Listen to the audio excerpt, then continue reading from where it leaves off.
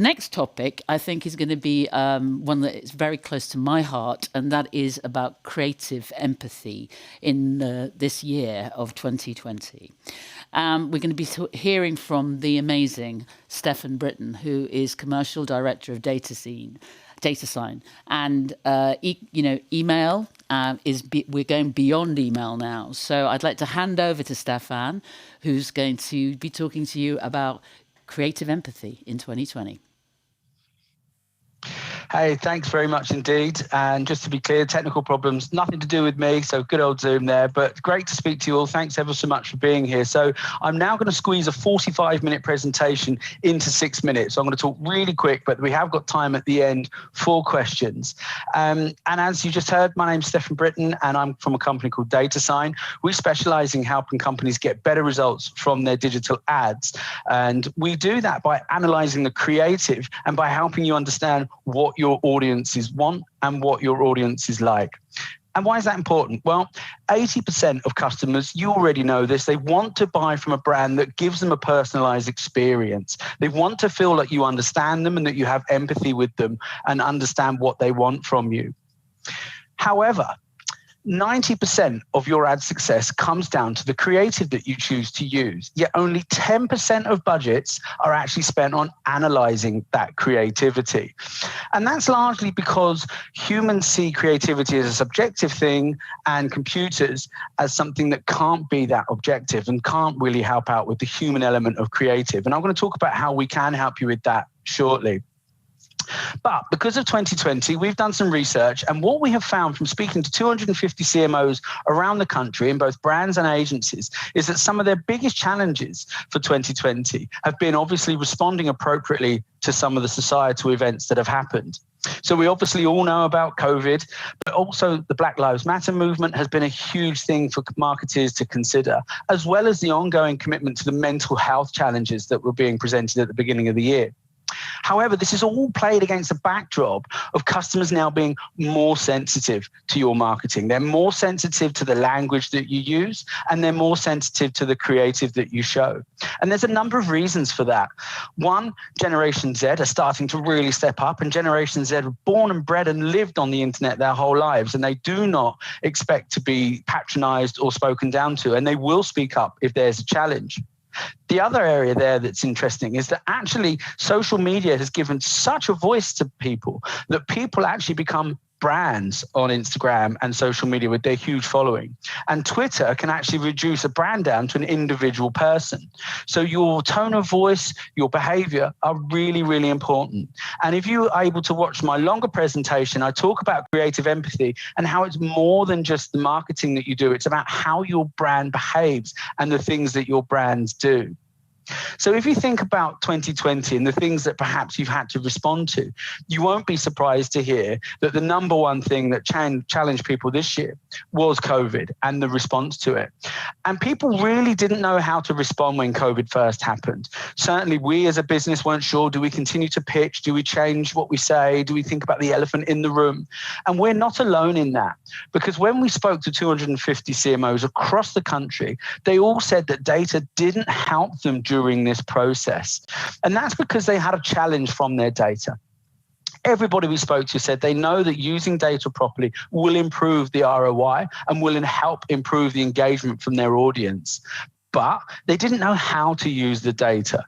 So as you can see, 38% of people didn't know what to measure. 27% of people couldn't measure what they wanted to, and a massive 80% used less than half of the data they had. And that's because until now, data has been really aimed at things like segmentation, personalization, RFM modeling, product predictions. But data hasn't really been there to help you in that creative process.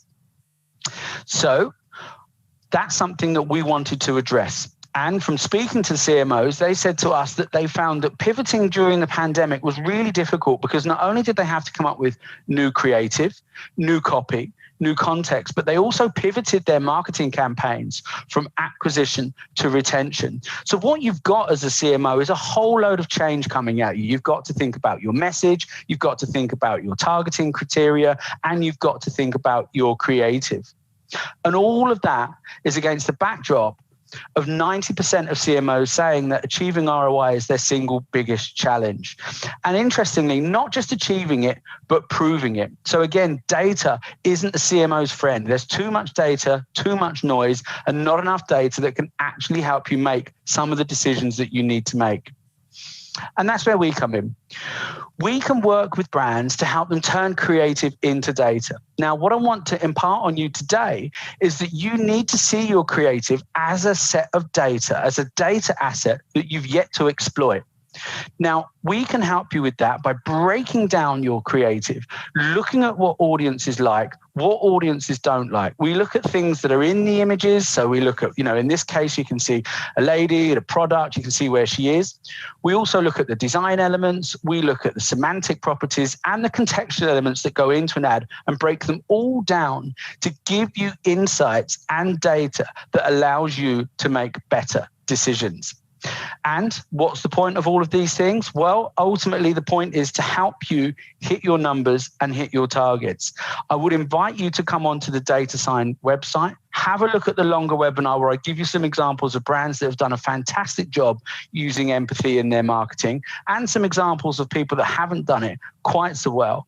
But what you need to consider is that your audience is telling you what they want. They're already telling you how to talk to them. So working with a product like Datasine, we can simply plug into your current digital marketing assets.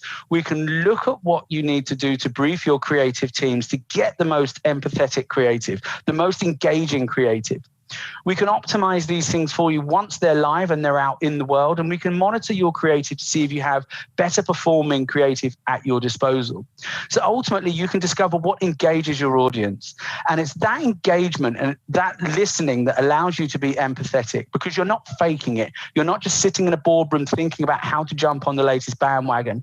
You are listening to your audience. You're learning about what your audience likes. And as a result of that, you can start to build a better relationship by knowing what creatives to use and when to use them. I'm going to hand over now for some questions. I'm Stefan from Datasine. Happy to help with anything I can. Over to you. Hi, Stefan. Thank you so very, very much for that condensed 45-minute presentation in just over 6. Yeah. Well done, you. There's a lot to talk about. Unfortunately, we don't have a lot of time. So I'm just going to ask you one simple question. What was your key learning out of the last 7 months? Informal is the new normal. You're talking to people now that are in their PJs, they're on their sofa. So think about this as an opportunity to be more human in your communication, in your tone of voice, and be more honest in your messaging. I think what we've really seen, particularly over COVID, was there was a real emergency response to do the COVID typical thing, but it didn't feel like how I felt. It wasn't empathetic. I wanted a sense of humor. I wanted to be able to make fun of our current situation. So be human, be informal, and have a sense of humor. That's the big takeaway for 2020. All right, great. Thank you so much for those very wise words. Thank you, Stefan.